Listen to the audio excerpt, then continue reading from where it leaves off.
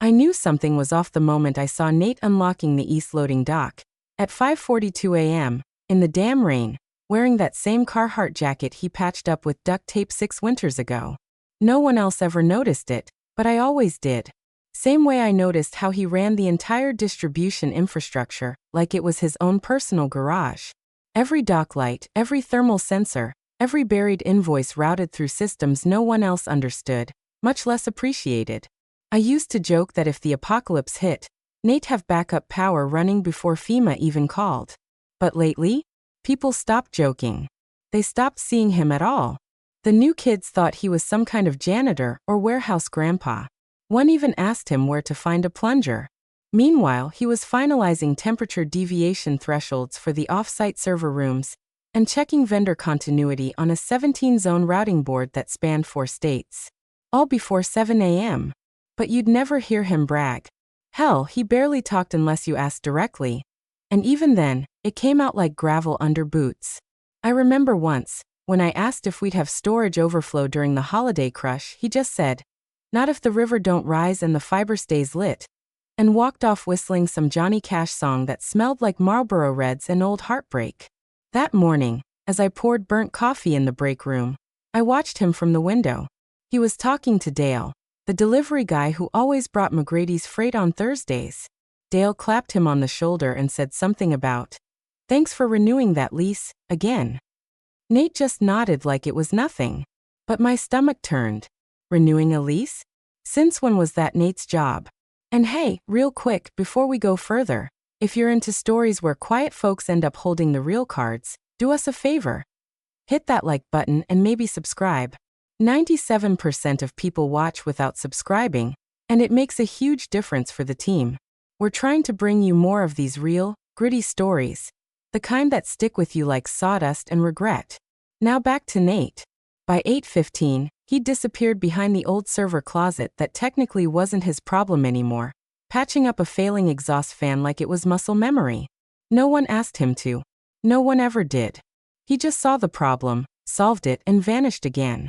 I passed Corey, our shiny new COO with a haircut too expensive for someone who can't tell the difference between a torque wrench and a banana, and heard him mutter, "Why are we still using these prehistoric systems?" I wanted to scream, because those prehistoric systems were the only reason our operations didn't crash during the Q3 vendor outage.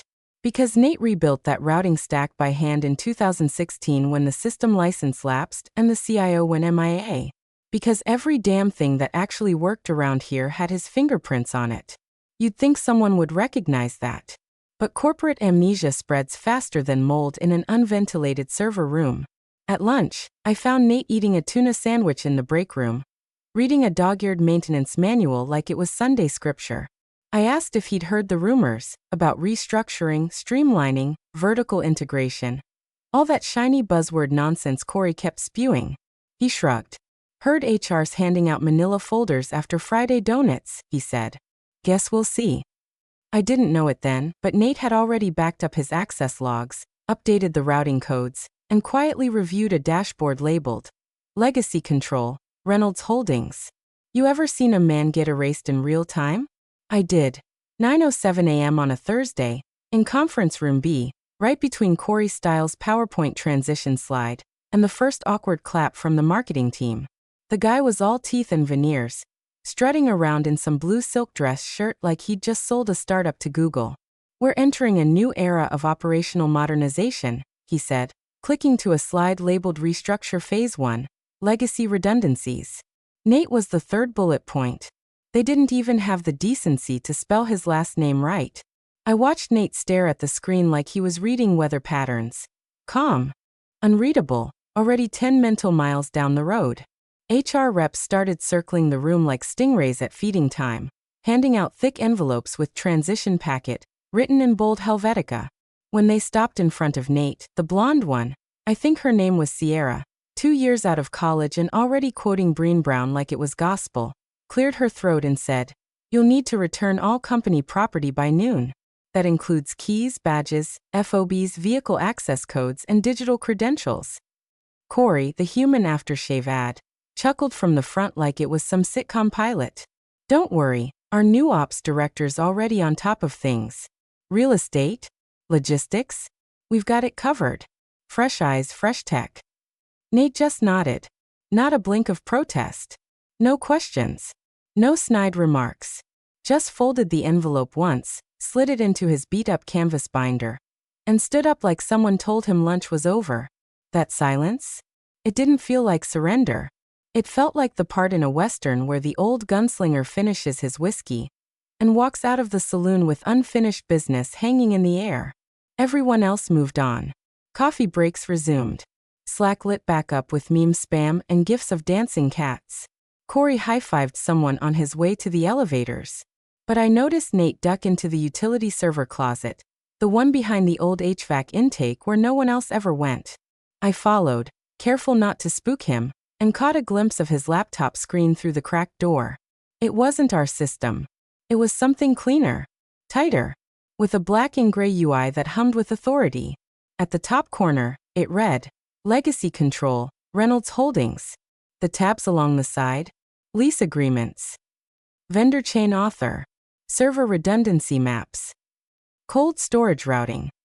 I swear I saw one labeled Emergency Override Protocols. He clicked with precision, adjusting a few lines of code like he'd done it 1,000 times, then shut the lid as if nothing happened. He walked out, nodded at me like we were two strangers passing on a sidewalk, and disappeared down the hallway toward facilities. He didn't even take the elevator. Nate always took the stairs. Said the elevator smelled like trust fund cologne and missed deadlines. By 10:15, his badge access had already started expiring. HR efficiency at its finest. But what they didn't know, what no one knew except maybe me and a couple of old freight drivers, was that every inch of our operations backbone was built not just by Nate, but through Nate. The contracts, the off-site backups, the overflow routing stations during the 2019 blackout, those weren't handled by corporate. They were solved by a man who didn't wait for permission because back then, they begged him to just make it work. And make it work he did.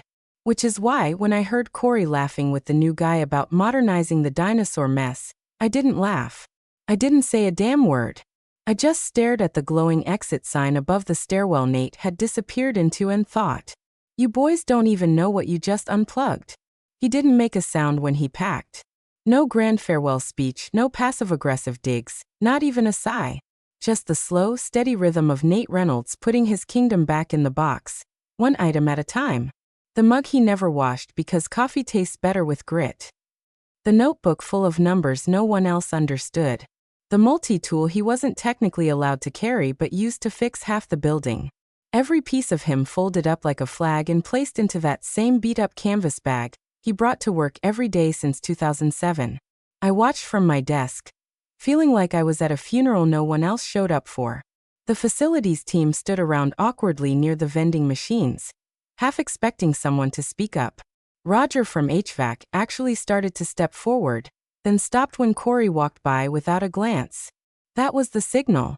The man who held this place together during hurricanes, data outages, and a literal fire in the secondary server closet was walking out.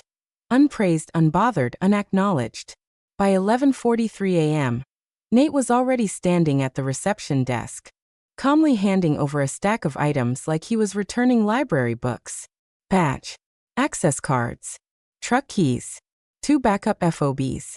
One of the junior HR associates double-checked the badge number and blinked. You had 3 levels of override clearance? Nate didn't answer. Just nodded once. Sierra tried to say something, maybe sorry, maybe good luck, but he was already walking away. He didn't go to his car. Not right away. First, he walked down the maintenance corridor, past the half-lit vending machines, and the mop closet no one ever stocked properly. He ducked into the server subroom where the old recurring payment station was housed. Not many folks even remembered it still existed.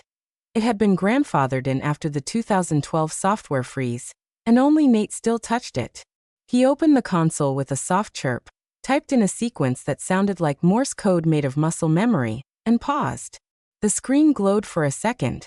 Then he disabled 3 routing pins, just 3. Not a full shutdown. Not a nuke. Just a quiet withdrawal. Like someone pulling the threads loose on a sweater no one's realized is unraveling yet. He toggled one last menu labeled Auto Renewal, Legacy Sites. There were 6 contracts listed. He left 5 untouched. The 6th, the one marked Core Routing Node, Eastern Hub, he clicked open. I saw him reduce the payment interval from 30 days to 7. Not cancel. Just compress. A gentle squeeze on the pressure valve no one had eyes on. Then he printed something. 1 page. It came out of the dusty corner printer that hadn't been replaced because Nate was the only one who ever cleaned the damn thing. He slipped the paper into a plastic sleeve, walked back to his office, and left it dead center on the desk. Not addressed to anyone. Not highlighted. Not circled in red like some passive-aggressive HR threat. Just sitting there. I passed by later and read the header. Lease renewal agreement. Distribution facility A. Authorized party. Reynolds and dated 2014. Signatures from both the founder and Nate. The clause at the bottom? Renewable Hollis discretion. Facilities didn't say a word. Not one of them. Roger leaned against the mop closet and picked at the peeling paint like it was more important than stopping a slow-motion catastrophe. The janitor, Terry, took off his cap. I swear he was about to salute, then thought better of it. By 12:07, Nate's truck pulled out of the side lot. No wave. Just taillights in the drizzle. Monday morning hit like a wrench to the teeth. Operations was already behind thanks to Corey's streamlined realignment that booted out half the folks who knew where the fuse boxes were. But it really started going sideways when Jeff, the new ops director with more ego than passwords, tried logging into the vendor dashboard and got greeted with a bright red access denial. Invalid credentials, it said. He tried 3 more times before accusing the keyboard of being sticky. Then he called IT. IT, to their credit, didn't laugh out loud. But you could hear the smirk in Devin's voice when he asked, "Did you clear legacy credentials before the offboarding?" Jeff scoffed, said, "This is supposed to be under my department now." Devin clicked a few keys, pulled up a screen, and said the quiet part out loud. "These systems aren't under internal domain management. They're vendor-hosted. External.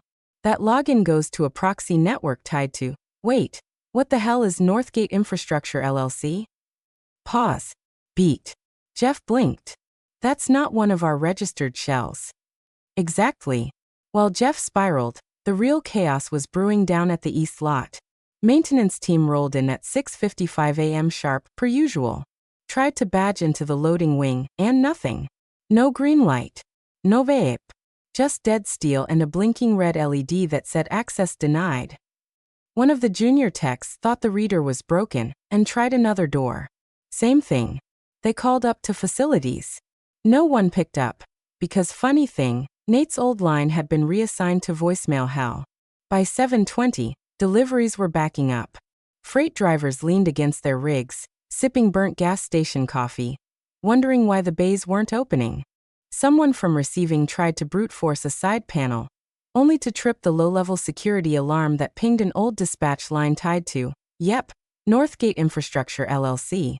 Meanwhile, Corey waltzed in around 8:30 with his usual cold brew and ironic tech vest, blissfully unaware that the artery of our operation was collapsing like a lung. When someone finally got his attention, he waved it off as a glitch. That was his favorite word now. Glitch. Like this was a dating app with a typo, not a multi-million-dollar logistics chain being slowly throttled by its own ignorance. He marched down to IT and demanded immediate reinstatement of all access.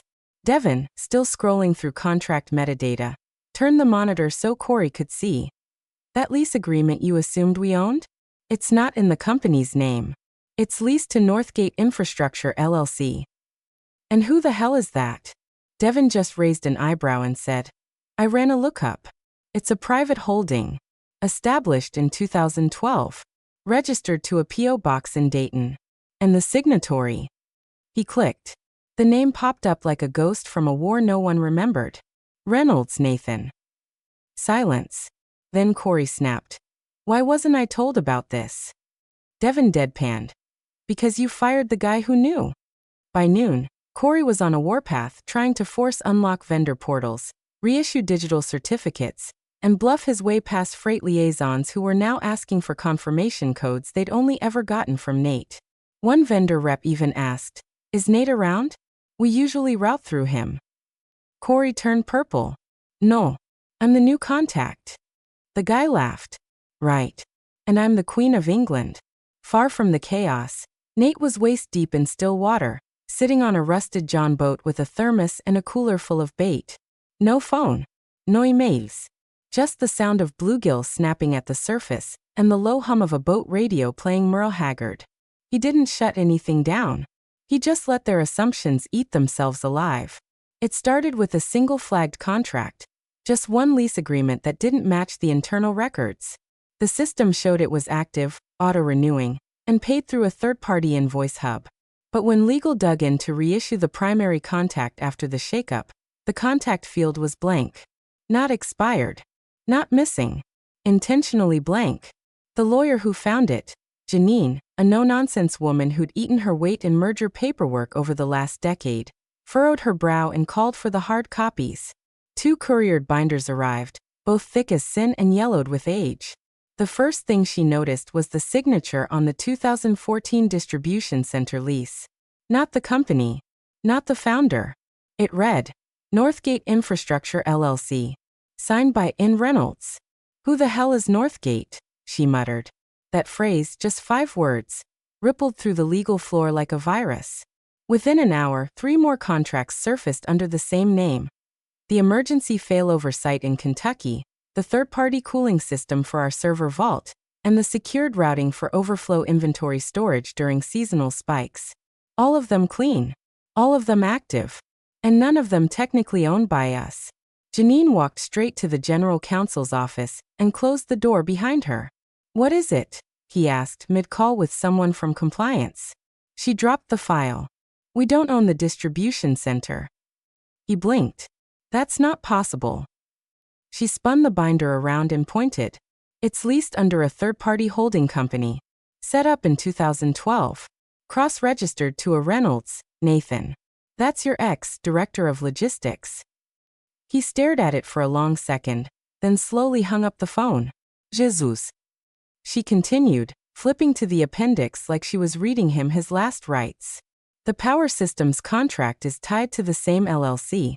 So is the off-site backup node. The maintenance protocols are encrypted with certificate routing from their domain. All payments were funneled through ops, authorized by you. He winced. That was during the acquisition freeze. We needed emergency procurement flexibility. Then you gave it to the wrong guy, she said quietly. But she was wrong. He was the right guy. He just wasn't the forever guy. And that's where they'd all screwed up. 2 floors up, Corey was red in the face trying to bully a supplier into bypassing the routing key. The rep laughed. That key expired with Reynolds' credentials. You'll need new authorization. From whoever holds the master contract. Corey blurted. I am the master contact. Click. The line went dead. Elsewhere, our founder, David Hillman, the guy who once called Nate the spine of this company, was sitting at his desk surrounded by chaos when the general counsel entered and spoke softly. David, I need to tell you something. He looked up from the disaster log. Tell me it's fixable. The counsel hesitated, then leaned in and said, Technically, we don't own the site. The air left the room. No, David said, shaking his head. I signed that lease. It's ours. You signed as a witness, the counsel replied, turning the page. Nate signed as the controlling party. He set up the LLC during the 2012 freeze, remember? Back when you told him, and I quote, just make it happen, we'll deal with legal later. David didn't speak. Because he did remember. That winter, they were 2 weeks from losing their freight capacity. The acquisition pipeline was locked down, finance was frozen, and corporate didn't trust any new vendors. Nate came into David's office, quiet and calm, and said, I can solve it, but I'll need paper authority. David handed him a signed clause with full delegation power, and then forgot about it. Until now. While everyone at HQ was flipping tables and yelling into headsets, Nate sat on his porch, cleaning a pair of rusted garden clippers. His dog snored beside him. The radio played low, some old Roy Orbison tune. The world was quiet. Just how he liked it. He hadn't pulled a fast one. He'd just done the job the way they told him to. They just never thought they'd be dumb enough to cut loose the man holding their floorboards together. It was around 4:17 p.m. when Corey finally snapped. After 2 full days of trying to reset systems that refused to acknowledge his existence, being stonewalled by vendors, and realizing the modernized ops plan was built on foundations he couldn't even find, he did what every petty man in a power seat does. He made it personal. He locked himself in his office, yanked off his blazer like it had betrayed him, and pulled up Nate's old file. No email, no Slack, no protocol, just a raw, pissed-off voicemail. "Reynolds," he said, voice tight and acidic. "We're done playing games. If you don't respond by end of day today, we will escalate this through legal and asset recovery. You're obstructing operations. This is theft of access. We will pursue all remedies available." He hung up, satisfied like a man who just threw a match into a barn full of hay, convinced the explosion would prove his strength. Nate didn't answer. Not by phone. At 6:03 p.m., an email landed in the legal inbox with a simple subject line. Authorization reference, 2013 agreement. No greeting. No rant. Just a single PDF attachment. The file opened on every major exec screen within the hour. It was a scan, slightly yellowed from time, creased at the edges, like it had lived in a folder for a decade. At the top, company letterhead from the pre-merger days. Under it, a heading. Emergency lease authorization. Operations continuity mandate. And 2 signatures. One clearly legible, David R. Hillman, founder and CEO. The other, Nathaniel Reynolds, director of logistics. Next to Nate's name was the clause that took the air out of the room. "I hereby delegate full discretionary authority to Nathaniel Reynolds for the acquisition, renewal and maintenance of all operational infrastructure necessary for continuity during the 2012 to 2013 asset freeze period. This delegation shall remain in effect unless formally revoked in writing by the undersigned." There was no revocation on record. It had never been overwritten, never absorbed, never even logged in the new system after the merger. Because back then, they were too desperate to care about details. Nate had stepped in during the freeze when the acquisition bottleneck had everything on pause. When finance was locked behind audit reviews and legal wouldn't touch a new vendor without 9 weeks of clearance. Operations were hemorrhaging. Nate came to Hillman with a simple ask. "Let me fix it. I'll take the risk." Hillman signed without hesitation. Said, "Whatever it takes, Nate." So Nate did what they needed. He fronted the damn lease out of his own LLC. Paid the deposits, structured the vendor streams, consolidated routing under his domain, and made everything seamless. And then, they forgot. Or maybe they wanted to forget. Easier to ignore the foundation once you're standing on the roof. At 7:12 p.m., the general counsel walked into Corey's office and laid the email on his desk. No words. Just the document. Corey looked up, red-faced, defensive. "This doesn't mean." "It means," the GC interrupted. "You threatened a man who was acting under a still active corporate delegation. Which, by the way, you never revoked. It also means every system failure we're experiencing is due to negligence on our side, not sabotage.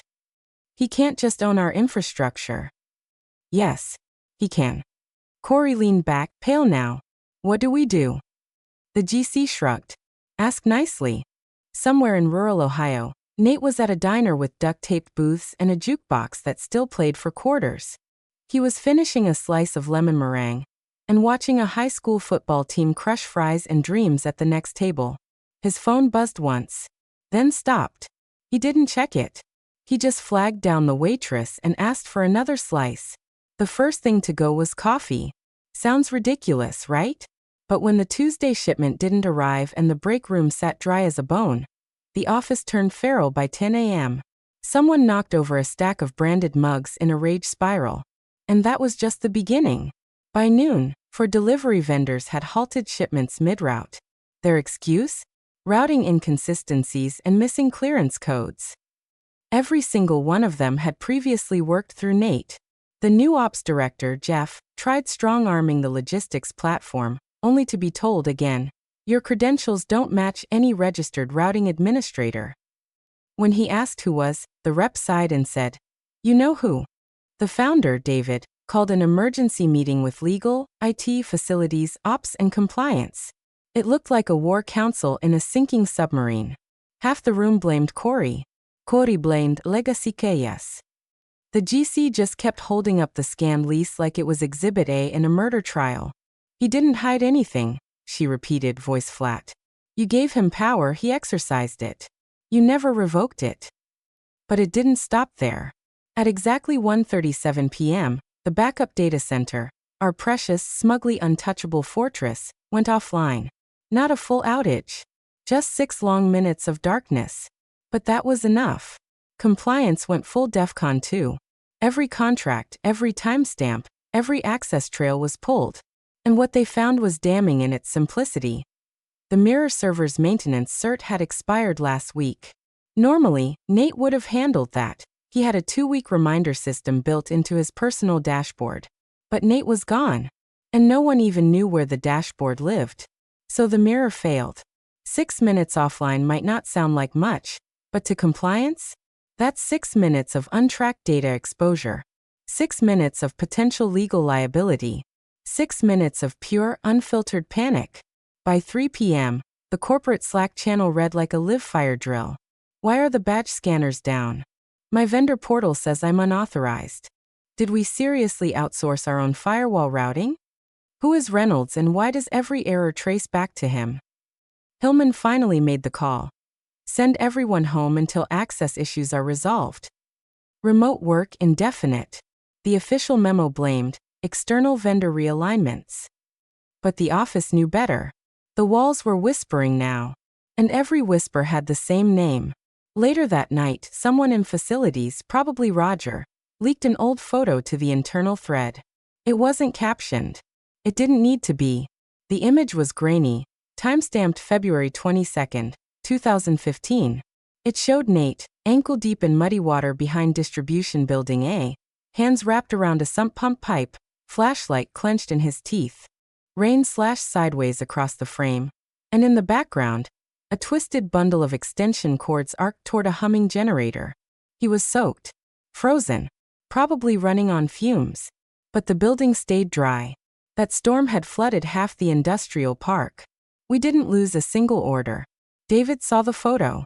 He sat in his corner office, the city skyline dimming behind him, and said nothing for nearly half an hour.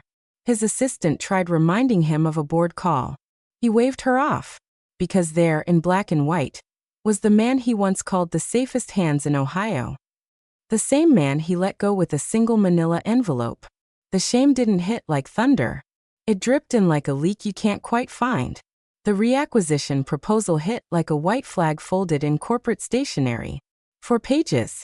Stamped, notarized, full of soft language and slippery commas. They called it a reunification of strategic assets. I called it what it was, begging. Legal crafted it with surgical precision.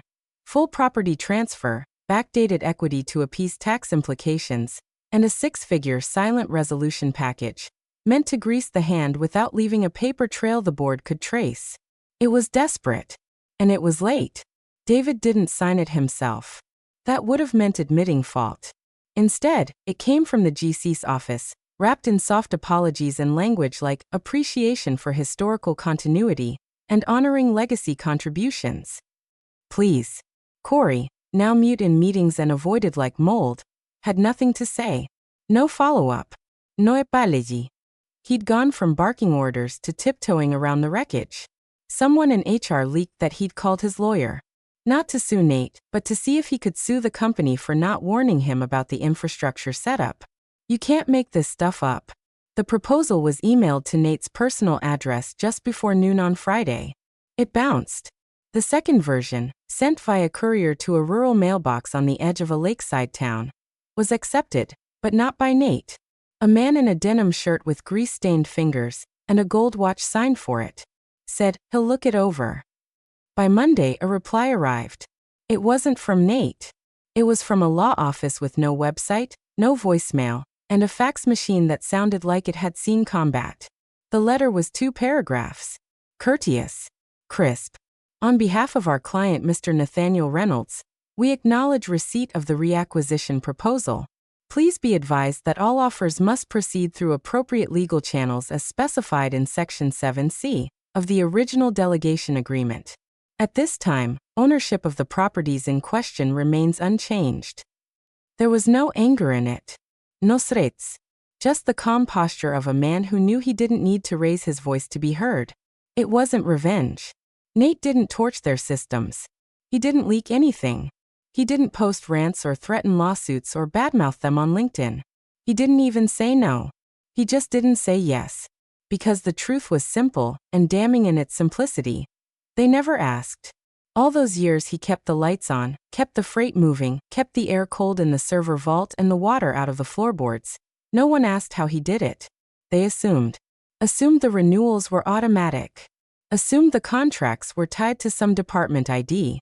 Assumed that because Nate didn't make noise, he didn't matter. But silence isn't weakness. Sometimes it's just discipline. Self-respect. Finally defended after 2 decades of being taken for granted.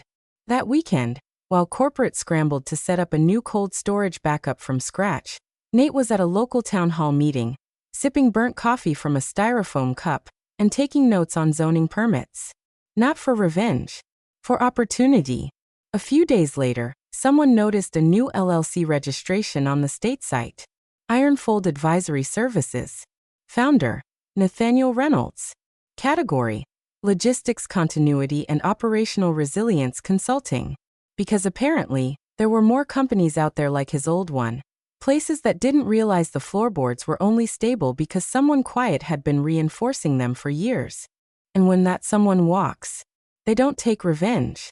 They just take what was always theirs. The final negotiation didn't happen in a boardroom. No glass walls.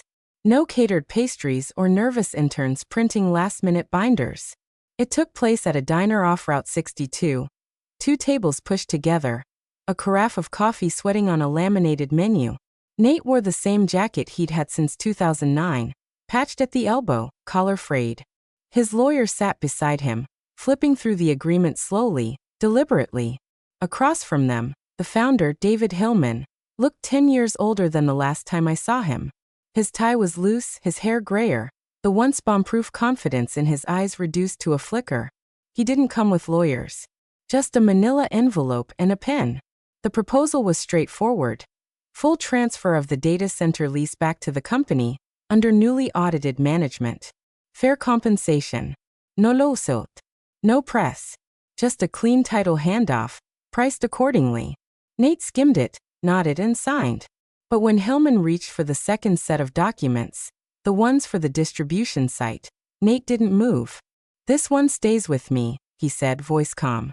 Not smug. Not angry. Just final. Hillman paused, then slowly pulled his hand back. No argument. No negotiation. He knew. They'd already asked too much for too long. He signed off on the data center deal without another word, sealed the envelope, and slid it across the table. Then he stood up, nodded once, and walked out. He didn't look back. Didn't speak to Corey. Not then, not ever again. Last I heard, Corey was transitioned to advisory, which is rich people code for fired but still getting stock options. Back at HQ, things changed fast. New oversight protocols. Actual audits. Vendor contracts pulled out of the abyss and cataloged by people who finally understood what redundancy infrastructure actually meant. The company limped back online, one duct tape system at a time, like a ship being patched mid-ocean. It worked, but the seams would always show now. No more illusion of permanence. Meanwhile, Nate didn't gloat. Didn't go on some podcast. Didn't post a thread titled, "Why I Own Your Backbone."